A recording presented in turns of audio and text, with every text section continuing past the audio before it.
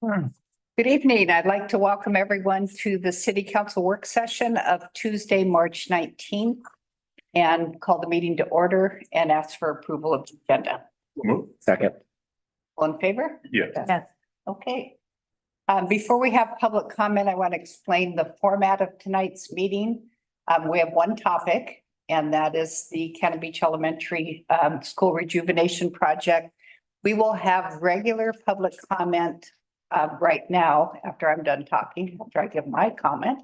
And that will be for items not related to the Cannon Beach Elementary Rejuvenation Project.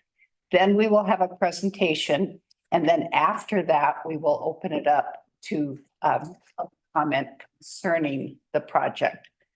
We will keep all public comment to 3 minutes or less, and please remember to be kind and respectful in giving those public comments. So does anyone have any public comment not relating to the agenda item in the audience? Okay, is there anyone online that has public comment? If you would raise your hand, please.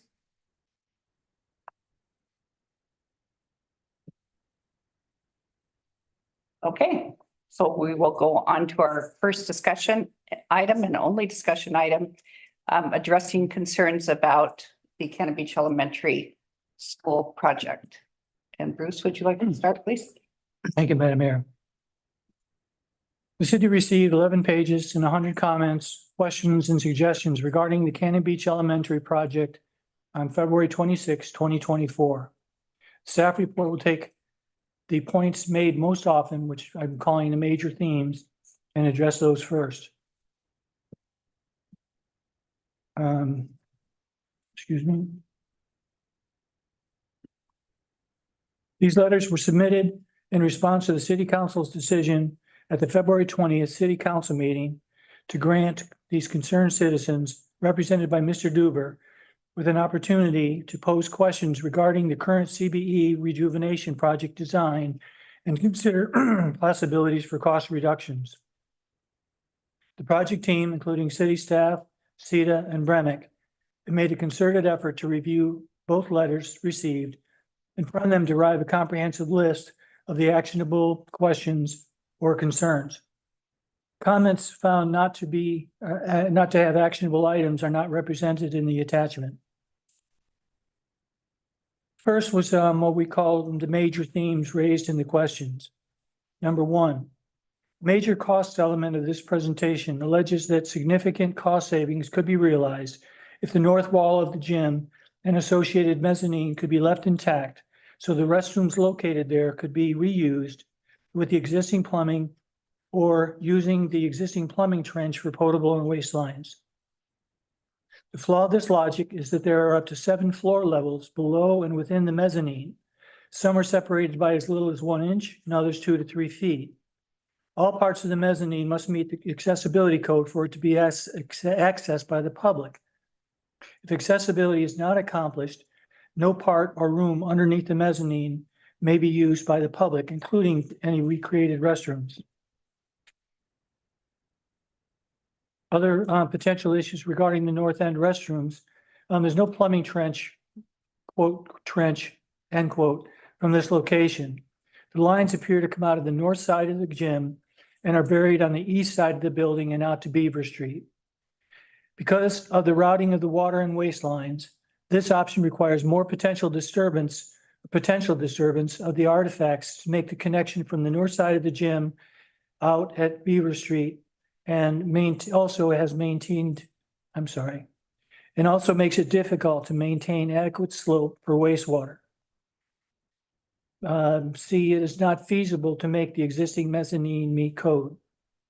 Number 3, the proposed orientation of the dominant side of the structures towards the water is based on the tribe's spiritual connection with the water and estuary and not on seeking a view.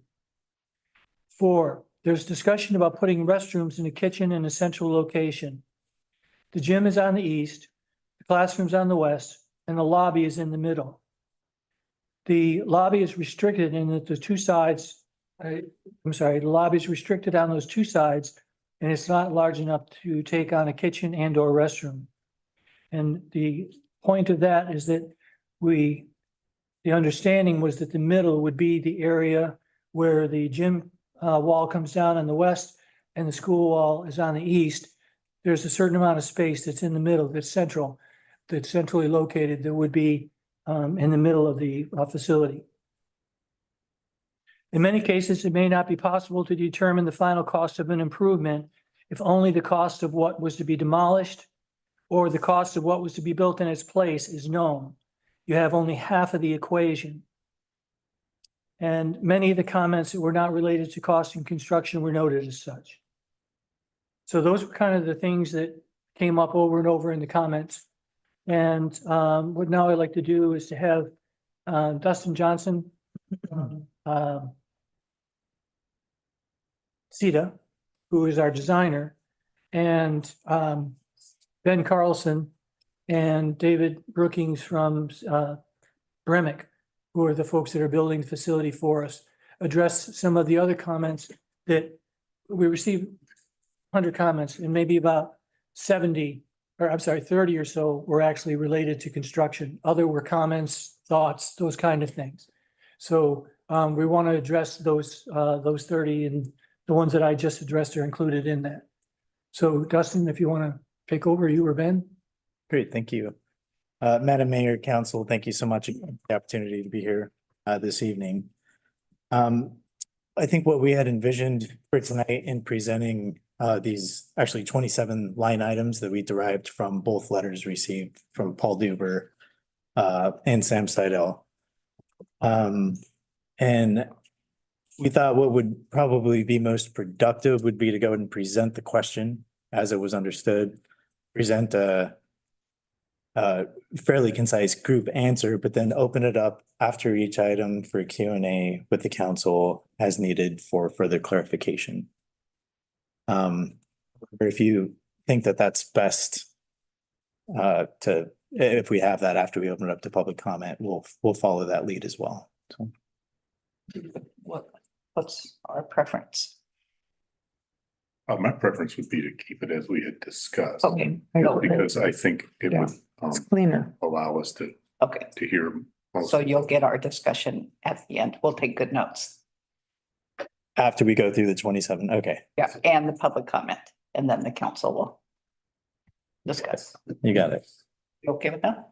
Mhm. Okay. If we need clarification on what it is. If it's something really pressing, you can't live with knowing right now. Then we will.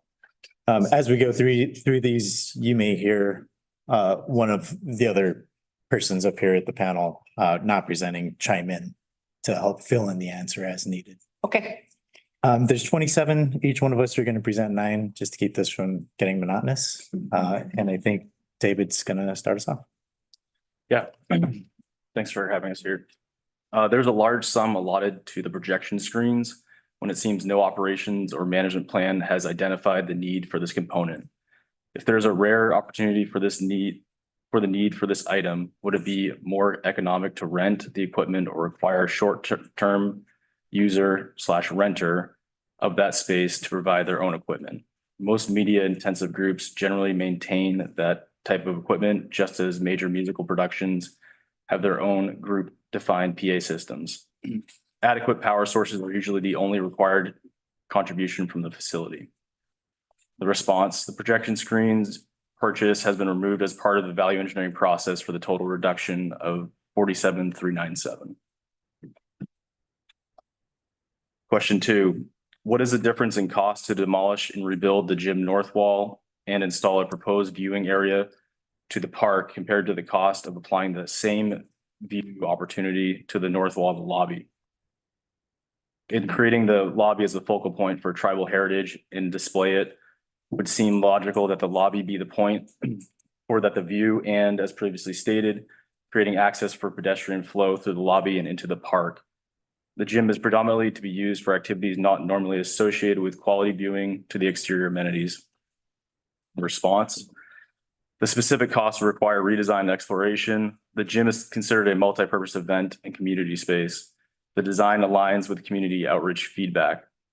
The rough order magnitude, or for short, ROM, cost for demolition of the existing mezzanine is around $35,000.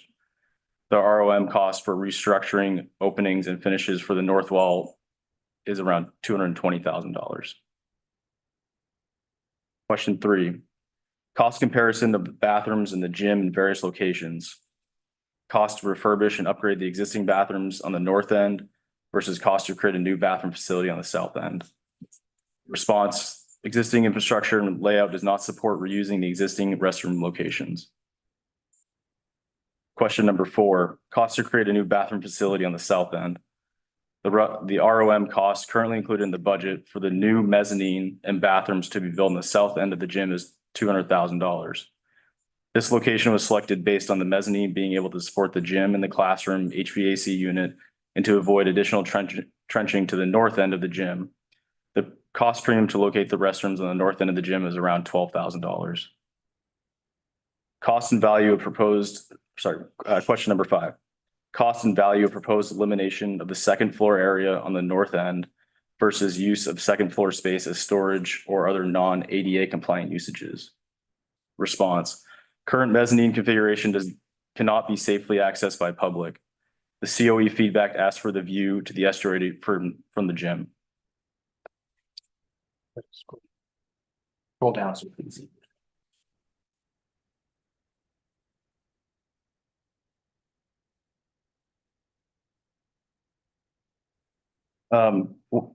Number 6, what are the costs and financial benefits of installing solar arrays as structurally possible? Are there funding sources available to make that enticing and viable? The design team is working with the Energy Trust of Oregon since the schematic design phase to determine the viable solar and green energy measures. Question number 7, if the bathrooms on the north end can be refurbished and plumbed at a reasonable cost in a smaller kitchen located more central to the entire project, would that result in substantial saving? Response, existing infrastructure and layout does not support reusing the existing bathroom locations. The new bathroom and kitchens are located to reduce the amount of new trenching needed. If the existing bathroom locations were to be reused, it would require extensive trenching work to lower the existing drain lines.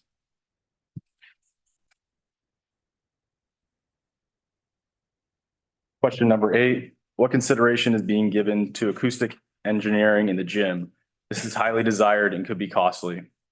An allowance of $100,000 has been included in the design development estimate for the gym acoustic treatments. And question number 9, do lower costs and lower maintenance options exist for the proposed new wood floor? And the response, GUR floor, resilient flooring, has been designed and placed in the gymnasium for durability and lowest cost maintenance. And I'll pick it up at, Thank you, David. I'll pick it up here at question number 10. Okay. The partition previously discussed have a well-defined reason for its use that supports the cost of this feature. Have the costs related to any demolition, structure, materials, and installation been identified? Our response, excuse me, the folding partition has been removed from the project as part of the value engineering process. That's what you saw with our latest design development budget estimate. The total deduction was approximately $63,000 and change. Item number 11, we have lost one classroom to an expanded lobby area. Would there be cost savings and a slight reduction of the lobby size to accommodate a smaller kitchen that would be more centrally located? Our response, the kitchen size and location is based on city council review of the function of the space. As located, it can serve both the gym and the lobby from its current location. We have these next few items indicated with Sam's name in front, just indicating those are from Sam's letter that he had sent in. So item 1 from that letter is the folding wall decided, big cost reduction if not. We just described that a couple items before. So the folding partition has been removed from the project as part of the VE process. Item number 2 in Sam's letter, early on solar panels on the roof was a big deal. No one has mentioned this in a while. Our solar energy thoughts still in the mix. Is it in the accounting? Why are we not touting this as a progressive value in light of it potentially finding good grants and lowering utility costs? We answered this previously with letter item number 6. We are in current communication and design efforts with Energy Trust of Oregon. We should be seeing the results of the solar feasibility study later this spring to inform that decision. Sam, item number 3, possible cost reduction of close to $1 million or more. This one idea causes demolition of the interior layout as it is today.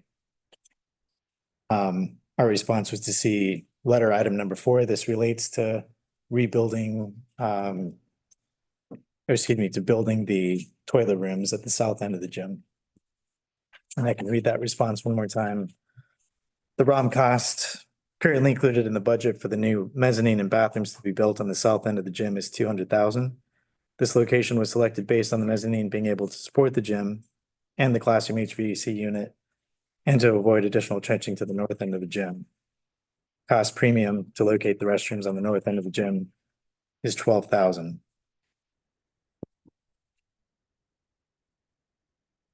Sam, item number 4, is media blasting of the gym necessary? How will it affect the acoustics? Is this simply for cleanup and neatness? Or is there a structural reason? The quaint patina of the old paint to some folks is charming. Would a clear coating be an idea to avoid unnecessary insult to the ceiling? Possible cost reduction if so.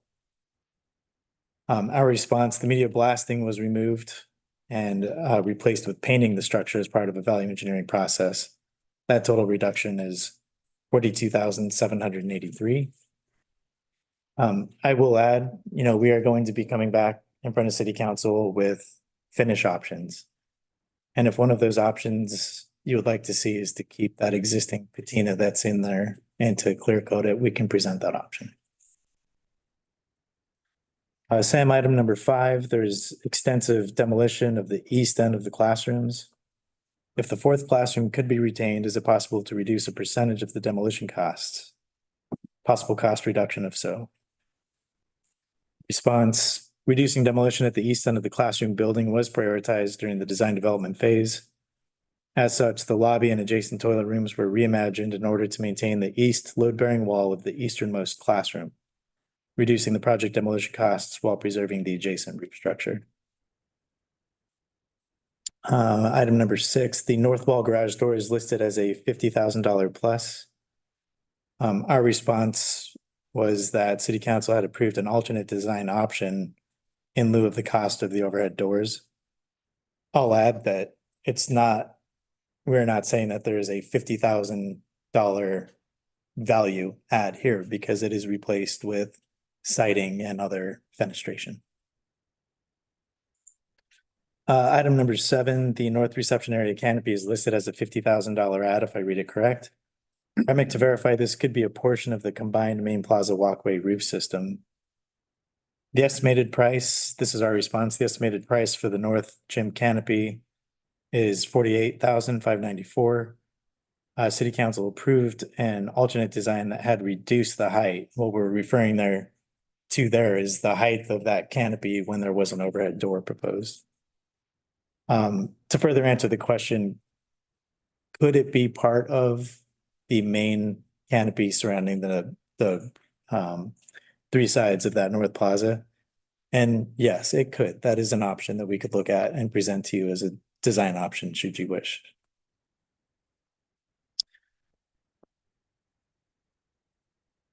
And now I'm going to hand it over to Ben. Thanks, Justin. Yeah. I'll take the next 9 and we'll follow a similar pattern of reading the question and then the developed response. Question 9, what is the precast concrete veneer paneling? This treatment is not identified in the presentation images. For $70,000, it might be nice to call this out so folks understand what and why. Response developed was the precast paneling element has been reduced as part of the value engineering process. It provides protection from surface water and accidental damage to the gym metal roofing. The total deduction at that time was $37,656. Question number 10, acoustical ceilings are proposed. No mention of how acoustical engineering in the big room will affect the costs. This is highly desired and could be costly, yet it is unspecified. This had been mentioned in the response to number 8, and that is that there is a $100,000 allowance for the acoustical treatment in the gym area. Item number 11, the new wood floor is called for in the big room, which is great. That said, it would be nice to see if lower cost, lower maintenance options existed. This was addressed in the response to item 9 above. And that was just to reiterate that GurFloor resilient flooring has been designed and priced in the gymnasium from durability and lowest cost maintenance. And I'll just add, when we were here 2 weeks ago, we talked about that as a good overall operation for durability and maintenance to it. So it was a selection by the team looking for the best value for the city. Item 12, there is a $40,000 for projection screens when as yet no operations or management plan has been identified the need for this component. The desire for projection screens in the gym and some all for the classrooms was identified during the COE process. And this was addressed in item number 1, then removed from the current scope as well. Item number 13 and number 14 have a similar answer, so I'll just read both questions and answer them once together. So teledata cabling and AV sound systems are not delineated enough to merit a $100,000 decision of their value. That said, some will be necessary, but since operations and management are not consulted as how can this amount be clearly judged? And 14 was, in today's Wi-Fi world, a sub-hub might serve the whole facility and eliminate tedious cabling and built-in equipment. Do we need to have this level of cabling?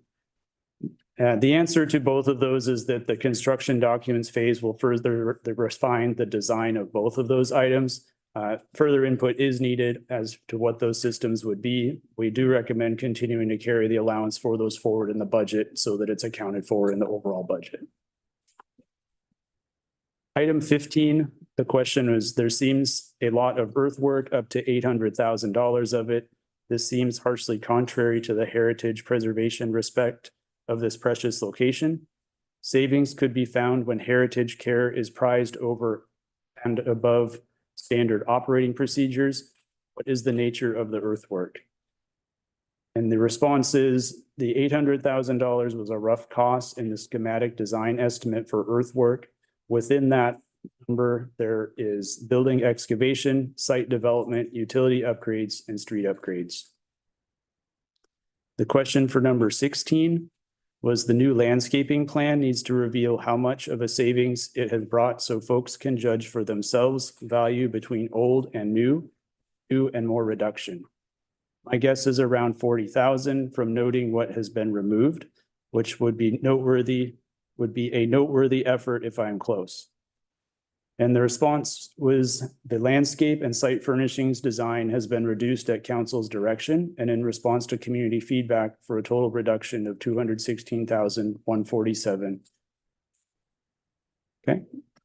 So this concludes our portion of the Q&A, and we'd now like to hand the meeting back over to City Council. Okay, thank you all. Any counselor have a pressing question before we open public comment? Just one. Go ahead. Oh, sorry. No, go ahead. Go ahead. Ben, when you mentioned the GurFloor, is there a way to monetize the difference between that flooring and maybe a traditional wood? I just have one extra comment, and that is that you had mentioned that in the long run that the GurFloor would save in maintenance costs. Right, that's Correct? That's our understanding from our colleagues at CETA who are familiar with the product and have installed it in multiple installations. As far as developing the monetary comparison, that's not something we brought with us tonight, but if that's something you're interested in seeing in the future, that's something that we could develop. Okay, thank you. You had can you explain a little bit more on question number 2 regarding the north wall? I thought I heard you say that opening the north wall would cost about $220,000, and I don't know what you mean by opening the north wall. What the intent of that is, so the end wall is substantially reframed to accommodate the large new openings for the windows and sliding doors and such that allow that to open up into the space. So what we've developed, that rough order of magnitude price, is looking through the estimate, pulling out the pieces just dedicated to that. So it's that framing component, both wood and steel pieces. It's also the exterior finishes, so sheathing, weather barrier, shingles, trim, and then it's the interior finishes in drywall, painting, as well as the doors and windows that fill all those openings. Okay. Okay, any other? Letter question 1. We removed screens from gymnasium and all the classrooms. That was our current understanding, yes, so that's what's been implemented. Are you talking about the sliding? When you say screens, Projection screens. yes. Okay, anything else before public comment? Okay, we will now open up to public comment, and raise your hand when you're called on. Come up and say name and mailing address. We will have a 3-minute timer that will start after you have said your name and mailing address. And then you'll have 3 minutes. Kind and respectful public comment. So who would like to go first? Anybody? Tim. Oh, I'm sorry, Tim. I don't know if you're just saying hi or you want to. Hi, get up. Doesn't count on my 3 minutes, though. No, it doesn't. Remember, your 3 minutes start after your name and mailing address. Tim Ramey, PO Box 429, Cannon Beach. First, thanks to Paul and to Sam for this piece of work. I don't know whether this for the value engineering came from his letters, council's direction, or from CETA, but value engineering is a good thing, and I heard a lot of it tonight. So I think process perhaps works, and questioning some of these expenditures might make some sense.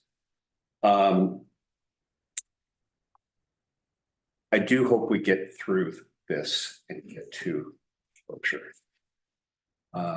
We've all been through 463 meetings on this topic. Perhaps that's an exaggeration, I don't know, but no more so than 113 questions or whatever it was. We need to wrap this up. While I am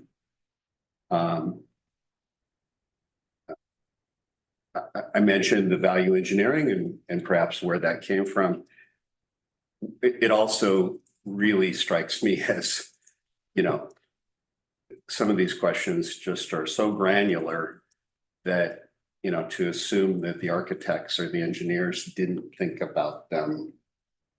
I got to assume that we're hiring people that have thought through these things. So I'm hoping we don't get too bogged down in granularity. A lot of these things have been asked and answered in the past. And, my hope is we've done this exercise. It's resulted in some good things. Let's get to closure and get this thing going. Dig some earth. And on projection screens, I would say, this is the first I'd heard of this tonight. I would advise you to reconsider that, because a screen is not something someone can really bring in.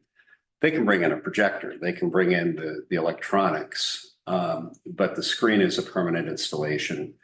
In our venue, we have a screen that's 20 feet wide, and there's probably ways to value engineer it. One of the ways is to just do a wall and to use a screen paint. So perhaps there's ways to value engineer it, but that's a really important thing. Okay. Perhaps preserve. I have 10 more seconds, so thank you. Get an extra minute. Oh. Oh, okay. I'm sorry. Right up there. Where? Sorry. I. Oh, okay, well, what, 10 more seconds? Since I moved up? Okay. Okay, I really thought it already said 00 and then it went to a red, but the red means 15 seconds. warning. Okay, got it. Technology, you know? Anybody else? In the audience? Sam?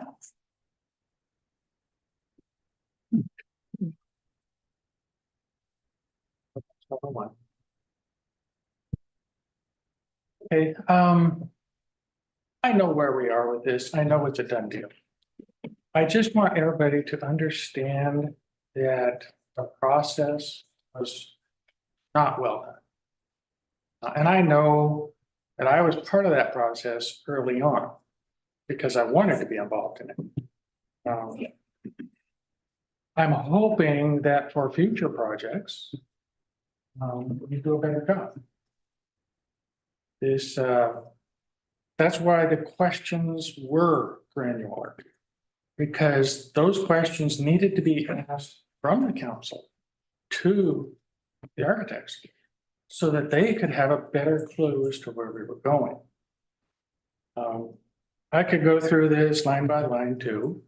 I did. So I put that out in a document form so we could all read it at our leisure and not have to go through discussions about it. There are errors in here. There's especially concerns about how some of the questions were answered in light of what was asked of us to give you questions about a specific topic. So the topic was ingrained into the question, even though the question might not have sounded specific to cost. Cost was in the topic. So other than that, I was hoping that we would have a chance to have more open discussion about the design and where it was going. Obviously, that's not happening. So thanks for your attention and reading this and paying attention at least, even though the decision's already been made. Thank you. Thank you, Sam. Next. Tom? Tom Langren, PO Box 865. I've got really a question, more than a comment. You know, I heard that, and I may have misheard, we've got $100,000 allowance for acoustic insulation. We're gonna be working with the gymnasium. My experience with gymnasiums is it's pep rallies and basketball games, and it's loud and it's echoing all over the place. I don't know what your plans are with the 100,000. Is it an allowance or is it something that's been free? Because it may take you a lot more than that to make it suitable, you know, for a musical presentation. I can, I can take a stab at that. Yes, we've thought through different levels of acoustic design options, and that's something that we talked about, I think, in the last meeting. CETA has those ready to present to council. We just need an opportunity to do that. Bremick needs also some time to price those options so that there's a dollar value associated with each. Gyms are allowed, absolutely.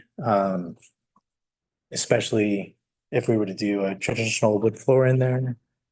That's one reason why we are proposing the GER floor, is that we can't leave a concrete floor in there and have it function very well as a gym or for performing arts. By not doing the wood floor and by doing GER floor, that's killing two birds with one stone, which is providing for a playing surface, a comfortable surface, but also attributing to the acoustic value of that space. So what we have now, we're carrying $100,000 acoustic allowance, and we'll see how far that gets us. We're not really gonna know until Bremick has an opportunity to price the 3 or 4 options that will be presented. But none of the 4 options that we're presenting are extravagant by any means, but they do have varying levels of effectiveness at curbing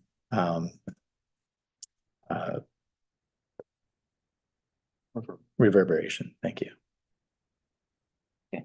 Which is the main problem in that space. the reverberation. And none of those options are over 100,000. We don't know that yet. What I was saying is that none of those options are overly exorbitant in how much material that we are proposing, and they're all intended to be very cost-effective options, but it is a big space. There's a lot of surface area to have to treat to be able to make a difference in that space acoustically. Okay. So. Okay, next for public comment.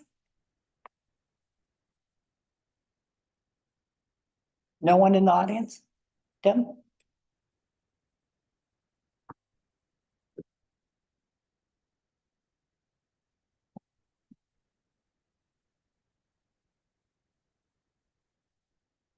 Debatia, PO Box 1426, Cannon Beach, Oregon. I'm honored to be here to respect and support the Clatsop Nehalem tribal members, to acknowledge their timeless existence on the Nakus site and the ties to their ancestral land. The tribe had been living here for countless generations when the members of the Lewis and Clark expedition visited their village along the banks of the Etola Creek in the winter of 1806. They were a tribe that welcomed travelers from other tribes and warmly shared their hospitality. Now Cannon Beach needs to welcome them back in the same spirit. This entire project has been in discussion in a planning phase for several years, and the official community outreach with architects began in 2022. And today it's the 34th meeting discussing the Nakus project. So it's been talked about a lot. The architects and builders are highly qualified and experienced in their fields. And if you check their websites, you'll see they have high star ratings, I think 5-star. And I honor and trust their intelligence. The architects, builders, and city staff and city council have exhibited incredible patience in listening to everyone's concerns, and I acknowledge you. Thank you. But enough is enough, and it's time to move on. We're all getting old and gray and want to see this building completed. This project has been delayed at a cost of $50,000 per month, and it's already been delayed for 8 months, which is about $400,000.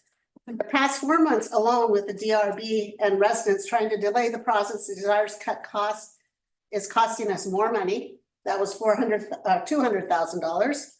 So we just can't go on and on and on. It's costing that much money. Some want to cut costs, but the magic is in the final 10%. And the result is to chip away at the magic of the project and the spirit of the community. Cutting back on lighting, acoustics, whatever you said, and the very important symbol of the Clatsop Nehalem tribe, the Thunderbird. The Thunderbird represents power, protection, strength, and transformation. And it represents a deep connection to the natural world. It is a symbolic soul of the project that we are chipping away at. Its presence at the Nakus site should be significant. I ask that we do not compromise on what we will later regret. We want this place to be amazing.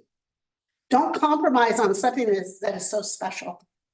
What is most important is what it will accomplish in honoring and protecting the culture of the Clatsop Nehalem tribe in a place that brings the community together.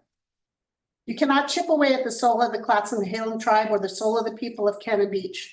Some residents have lived here for several generations, but none of us have been here as long as the Clatsop Nehalem tribal ancestors. Cannon Beach belongs to everyone and no one, and it represents the spirit of something so much greater than all of us in its profound beauty. That is what we shall all be honoring, and that is what the Clatsop Nehalem tribe teaches. So please recognize and honor their tribal heritage and quit chipping away at the soul of this project and the people who support. Thank you. Next. Anyone in the audience? Okay, we'll go ahead and go to Zoom. If you would raise your hand, please, if you would like to speak.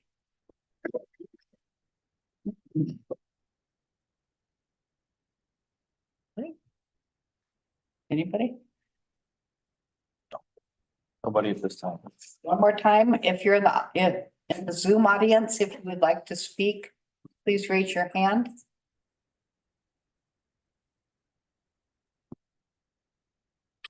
Nobody. Okay, thank you. One more time for the audience. Anyone want to speak? Jan?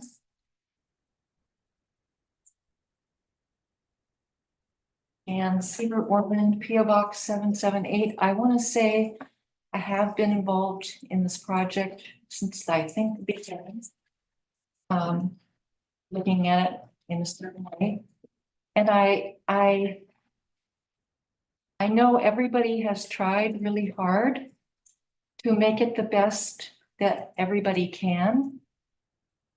I have to admit in my heart, I am struggling in a way because I wish we could simplify this project somehow. And you've been presented with a lot of these ideas. I wish we could come together more than we are at this moment. I totally support the Clatsop Nehalem tribe. And I totally support the people who live here. And I totally am grateful to all the people that have worked on this. I just feel a sadness still. And it's very disconcerting because I think everybody has tried in their own way to make this the best that we know how. So just putting it out there, I'm sorry to sound confused, but I wish we could somehow pull it together in a way that more people could join in this project with their hearts. And I wish we could find a way to do that. Thank you. Thanks, Jen. Anyone else? Andrew? I wasn't gonna speak, but I just want to take more time to recognize what Jen just said about finding consensus. That's what we. That's it? Yeah. Okay, thank you. Just want to make sure you had your chance. Is there anyone else in the audience that would like to speak? Okay, is there anyone else on Zoom? Again, raise your hand.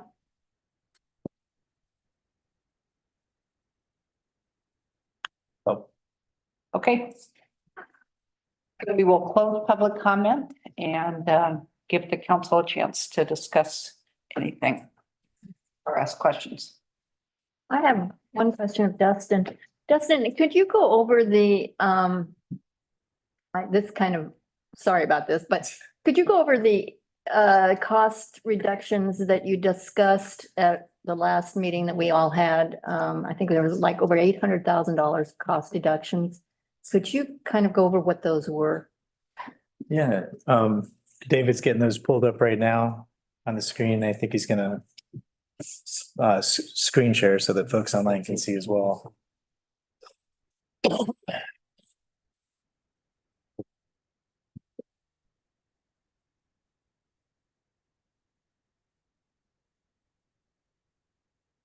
Might come sit closer to David so I can read. You borrow my glasses. This time. I was just gonna ask you about your glasses. Okay, so the scope reductions, as you mentioned, are a little over 800,000, about, let's see, thank you. About 836,000 in total. So we can start at the top here, reduce landscape / site furnishing scope. That was a total reduction of 216,147. Painting the gym roof structure, the inside of the structure, instead of media blasting, that was a savings of 42,783. This next one relates to the classrooms. So we had out of each classroom, 2 exterior doors entering out into the north courtyard and then 1 out towards Beaver. Only 2 of those doors are required for egress. The 3rd door was in an effort to help open up that space to the courtyard itself. So this savings is to remove 1 of the 3 exterior doors per classroom, including the material changes. That was a savings of $18,882. Also in the classrooms, remove operable wall partition and structural support, and that was a savings of $63,329. This is throughout all of the restrooms, this next one, both in the gym space as well as the classroom space, and that's to change restroom wall and floor tile to polished concrete. It's a savings of $55,415. This next one, reduce updated interior light fixture package allowance by about 25%, and that was a savings of $65,435. The next one, reduce exterior precast concrete cladding panels by 50%. Do we have an image we can splash up on your computer? Rendering. If there's a rendering that we can, oh, this is good. So down at the base of this structure, as well as going out across the face of our lobby addition. It's okay. All around the gym, it's basically all around 3 structures, is this concrete wainscot. That did a few things for us. It helped us conceal a place to capture rainwater off that standing seam roof on the gym. It also helps protect that standing seam. It's an investment, that metal roof, and we want to protect it. It helped reduce the scale of the structure a little bit, and that was something that we talked with the DRB about in our presentation to them. Introducing that material to ground that building and give it a base. But what we were finding is that this is not an absolutely necessary thing for the function of this place. So how do we get back to our other? Thank you. Okay, so we looked at reducing exterior precast concrete cladding panels by 50%. That's a savings of around $37,656. And there are some areas for that are less critical for potential water issues, We're gonna have to resolve. maybe less critical for breaking up monotonous. Is that where you've That was- done that? That was the line of thinking, yeah. And we can do other things. Instead of creating a physical barrier between balls and, any high traffic area, you have to worry about hands and feet. What we can do instead of a precast concrete veneer is just give it a rock groundscape right there with a French drain beneath it to keep people, to delineate where people should be walking and where they shouldn't be walking. Very simple way to basically get to that particular function of the concrete wall. Losing the concrete wall, we do lose that sort of scaling effect, the grounding effect that has for the gym. We put on here a 50% reduction of concrete cladding panels. What I'd recommend is we either go with the panels or we don't go with the panels. So I would imagine that reduction is going to be closer in the end to 75 to 90%. There are some areas where it just makes sense to keep it, and that's going to be where the existing lobby spills into that north courtyard. Okay, the next one, utilize Doug fir columns in lieu of cedar. So the cedar columns would traditionally have been used and last a little bit are more weather resistant than Doug fir. However, they make some great topical products out there that we can use the more cost-effective Doug fir and coat those and get a similar lifespan out of them. It's a little more maintenance. We have to keep adding top coat to them every few years to make them last. But that reduction in changing the species of those exposed timber columns is almost $24,000. Changing the addition roof to TPO in lieu of metal roofing. So this is, aside from the gym, this is the highest flat portion of the roof that we're talking about, and that's over the lobby space. Changing that to TPO, just a single ply membrane, is about a $17,437 savings. Carried over from schematic design, this was a decision made quite a long time ago, but that was the last time this was priced, was the mobile generator docking station in lieu of a generator. So in the schematic design cost estimate, we carried the cost of a permanent generator and generator enclosure on site. It was later determined that it's probably fine. We have mobile generators that the city uses already. And in the few instances where the gym is anticipated to be used as a warming center, basically create a docking station for one of those portable generators, just a plug and play. It's there when you need it, and it's not there when you don't need it. And that savings is significant. It's about $136,000. The gym and classroom equipment reductions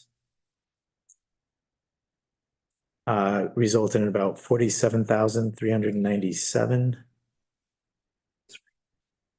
And is that just the screen? Baby screens. So that's the audio video that Tim was speaking about. Maybe it makes sense to keep a portion of that in the project. And the last item here, miscellaneous design and material refinement. These are all those cost saving measures that are extremely granular, are $2,000 to $5,000 each, rough order magnitude, but in all tally up to a little over 111,000.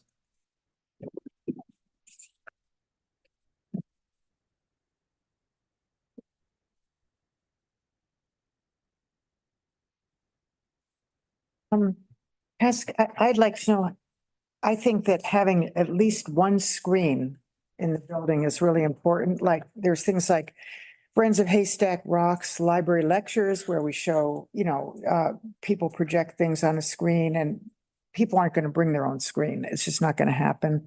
So I don't know about all the new cost-effective ways of projection, but I'm like, Tim mentioned something about a paint you can even use, but I would just like to see somewhere in the building, some kind of way with a built-in screen to project things. Or if you have a memorial, sometimes people want to project pictures of their loved one. Or if you have a environmental lecture series, a place to put them. I just think it's really important. Especially for the classrooms. I mean, they don't all have to have them, but at least one classroom with some kind of a screen system, I think is. The classrooms are fairly easy to accommodate. As Tim said, you can use a special paint that is designed specifically for projecting onto, and will give you a quality image. We have plenty of wall space in the classrooms to be able to accommodate that. The gym's trickier. Yeah. So the gym, we've got curved walls because of the nature of the structure. The opportunity to open up that space to daylight is at the end walls. Those are flat walls. So that's something we could look at if we want to not have some of the fenestration that we're showing and instead have a screen, or perhaps it's a retractable screen that gets pulled down in front of some of that fenestration. Or maybe there won't be a screen in the gym, but just screens, a screen wall in class. And, it's been a while since I've really preached it, so I'll preach it again tonight. But, our motivation and part of this, there are a lot of questions as the designers that we have in terms of how is this space going to be used? What kind of venues are going to be here?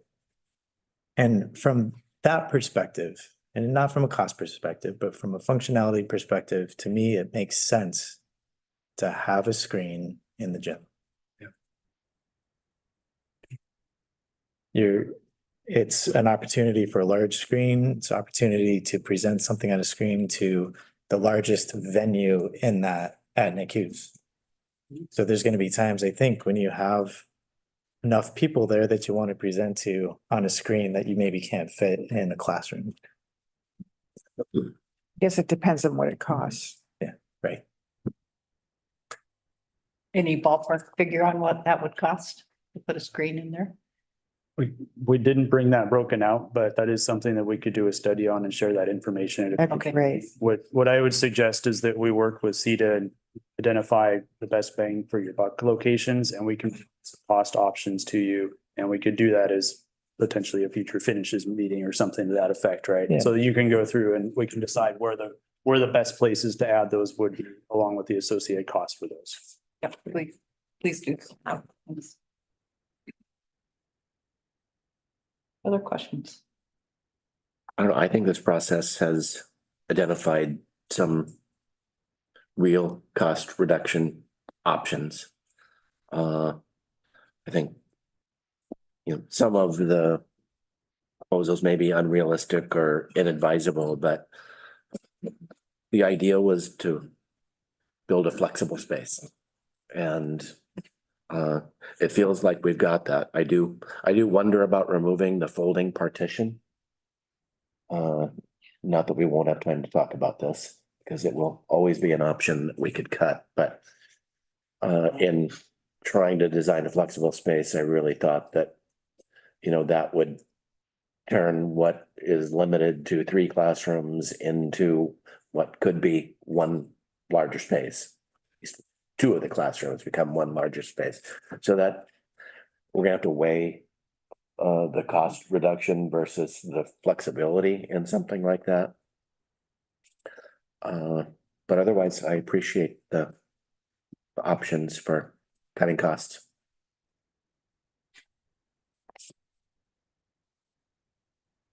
And I guess one of the big elephants in the room about this was the idea of opening up the north wall of the gym, just having it closed, you know, as it is now, or opening it up with windows and doors. And I personally think that light and fresh air make a space a lot more desirable and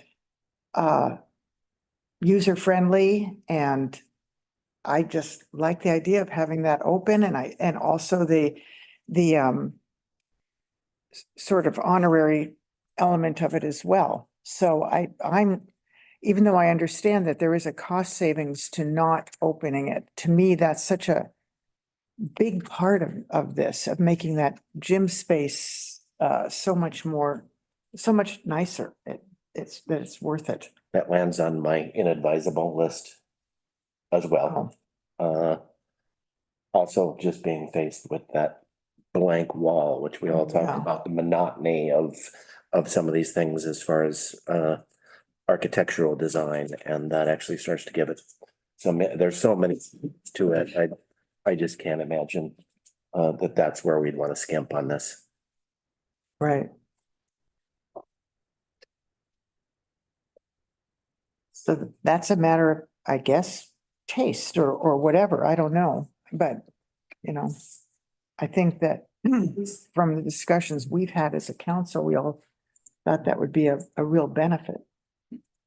And it's very important to the tribe, Mhm. which we've always tried to keep that in mind in this project. One thing, if I can, to just kind of point out, lending towards this idea of flexibility. So it was talked a lot about in the letters that, you know, opening it up for views is very expensive, but it's more than that. It's opening it up to allow for different types of functions to be accommodated by that space. So you can open up that space to Nick Hughes Park. It really does expand that flexibility. I guess the other elephants in the room, as long as you're bringing them up, would be restrooms and kitchen. And the restrooms, I think, everybody has to understand that, you know, your explanations about the restrooms, they're not really savable the way that they are. The kitchen, is another one of those things that I think it came out of a public process. To me, it's in a perfect place. And it can serve all the rooms easily.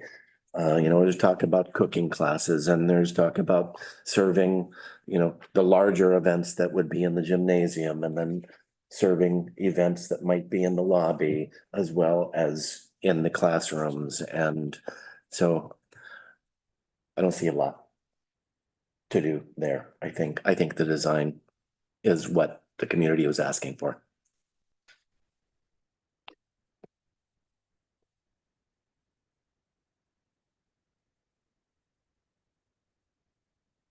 Other questions or comments?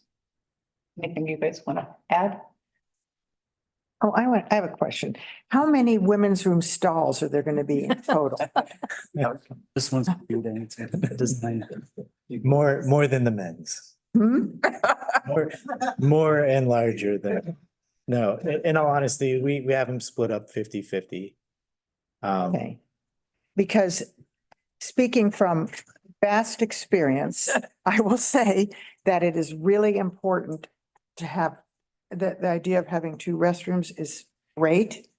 I have missed parts of concerts standing in line, you know, to get into the women's room, and ended up using the men's room, whether there were men in it or not, I didn't care. So, I mean, that's really important, and I can't, Andrew, I do see your hand. I'm waiting for Lisa to finish. I'm done. You done? Mhm. I think we could solve that problem and better this project in the year 2024 by having gender neutral bathrooms. No, I could have predicted you would say that. Thank you. I would just add too on that note, so code does allow for gender neutral bathrooms. It doesn't cut down on the number of fixtures required. You still end up with the same number of fixtures. It can just be used by either sex. Yeah, and a lot of, you know, other countries have them as a matter of course. It's not, you know, I mean, it's not as common here in the United States, but I've never seen any problems with them. Is there some disadvantage to gender neutral bathrooms? Seems like that would be the smart way to go, just. From my lens, it comes down to cost, because you end up sort of privatizing each stall with hard walls and having a communal hand washing station, but you end up building more walls, basically. I mean, you have to go floor to ceiling in a general, the walls have to be floor to ceiling. You can't just have swinging doors like. And you can have, so there's a couple ways to do it. We've all been in a unisex bathroom, which is a single user. And say there's 10 water closets required for this project. That's 10 individual bathrooms.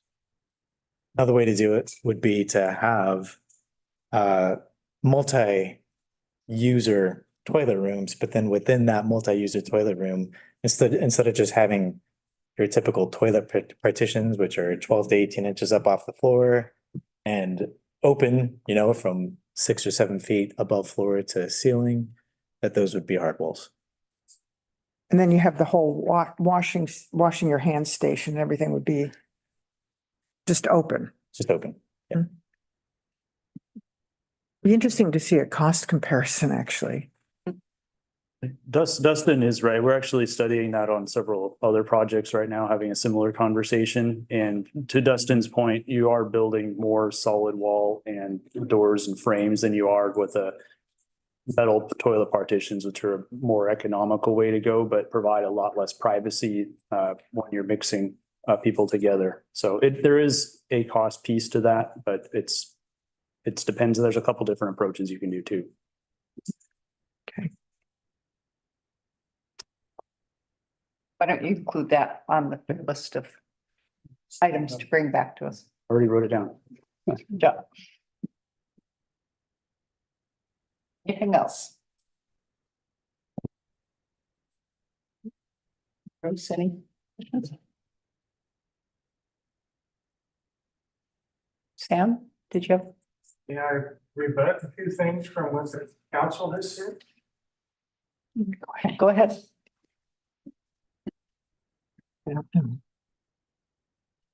Basically, just one really comment.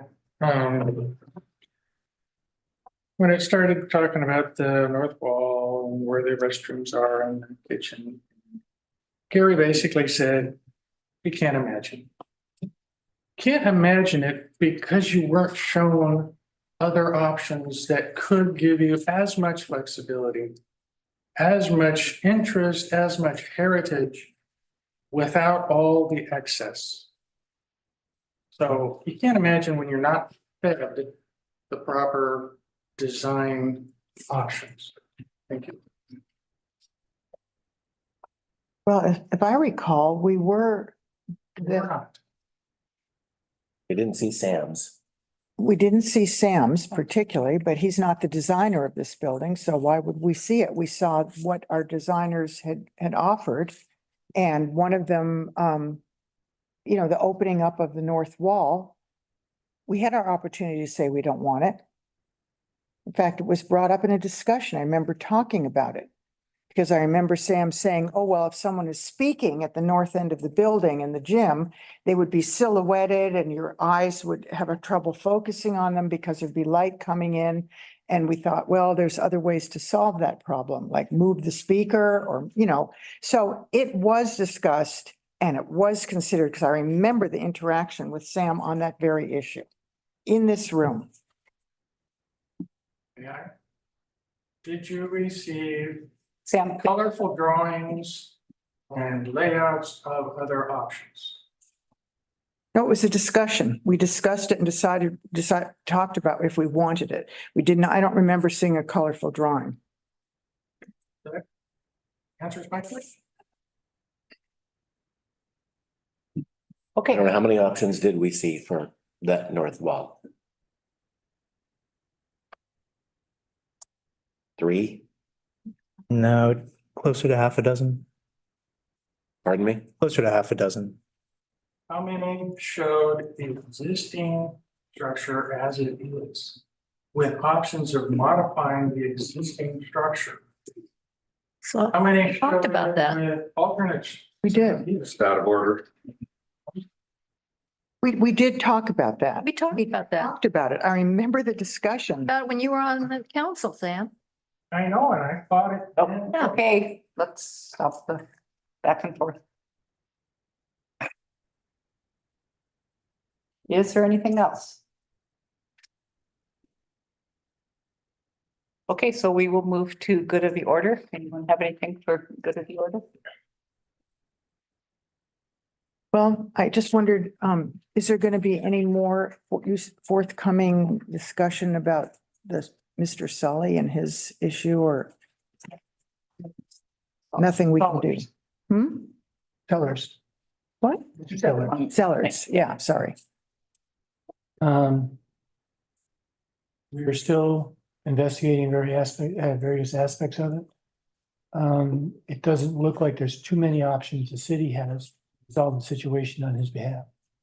We're still looking. Okay. Okay, anything else for good of the order? Paul? I'm sorry, Paul Dubert, box 549, Canton Beach, Oregon. I apologize. I thought we were going to go through all of those questions that were in there. And there were still 5 or 6 pages left on appendix B and C and D and X, Y, Z. So I just want to let the council know and you gentlemen to know and the audience to know that I sincerely appreciate listening to what we had to say. We've taken your time and your energy and some extra dollars in putting this together. All my questions were answered. I appreciate the answers. I don't necessarily agree with all of them, but to be very honest with you, I'm 110% behind this project. Anything I can do to further the projects, to get it moving faster and forward, just let me know and I'll do it. So again, thank you for your time and your effort. Appreciate it. Thank you. Thanks, Paul.